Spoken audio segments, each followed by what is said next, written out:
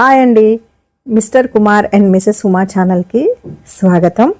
ఈరోజు నేను మీకు తోటకూర ఫ్రై ఎలా చేయాలో చూపిస్తున్నాను. ఇది మీకు సింపుల్ అనిపించవచ్చు, కానీ మనం చేసుకునే విధంగా చేసుకుంటే అన్నం అంతా వేడి అన్నంలో తోటకూర ఫ్రై కలుపుకొని మొత్తం తినేస్తాం. ఇది మన ఆరోగ్యానికి కూడా చాలా మంచిది.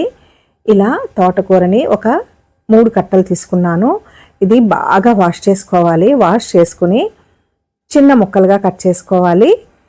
ఇప్పుడు ఒక కళాయి పెట్టుకొని అది హీట్ ఎక్కిన తర్వాత ఒక 2 to 3 టేబుల్ స్పూన్స్ ఆయిల్ వేసుకొని ఆ ఆయిల్ హీట్ ఎక్కిన తర్వాత మినప్పప్పు, ఆవాలు, జీలకర్ర వేసుకోవాలి. అలాగే కొద్దిగా వెల్లుల్లి రెబ్బల్ని తొక్కు తీసి వేసుకుంటే చాలా బాగుంటుంది. ఇప్పుడు ఈ వెల్లుల్లి రెబ్బలు వేసుకునేటప్పుడు సిమ్లో పెట్టుకోవాలి. అలాగే 4-5 ఎండుమిరపకాయలు కూడా కట్ చేసుకుని వేసుకోవాలి. సిమ్లో పెట్టుకోకపోతే మాడిపోతుంది. ఇప్పుడు ఒక ఉల్లిపాయ, మీడియం సైజ్ ఉల్లిపాయని ఇలా ముక్కలుగా కట్ చేసి వేసుకోవాలి.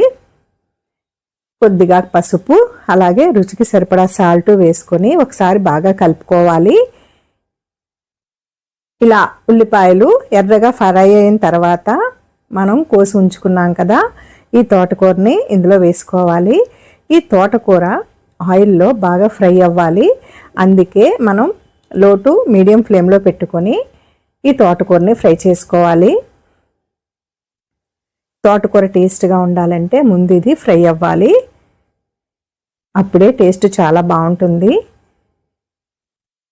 ఇప్పుడు తోటకూర ఫ్రై అయిపోయింది. ఇందులోకి ఒక గ్లాస్ వాటర్, పెద్ద గ్లాస్తో గ్లాస్ వాటర్ వేసుకొని ఒకసారి కలుపుకొని మూత పెట్టుకొని ఈ తోటకూర బాగా ఉడికే వరకు ఉడికించుకోవాలి. మధ్యలో అప్పుడప్పుడు మూత తీసి కలుపుకుంటూ ఉండాలి. ఈ వీడియో కనుక మీకు నచ్చినట్లయితే లైక్ చేసి సబ్స్క్రైబ్ చేసుకొని సపోర్ట్ చేయండి. చాలా వరకు తోటకూర ఉడికిపోయింది.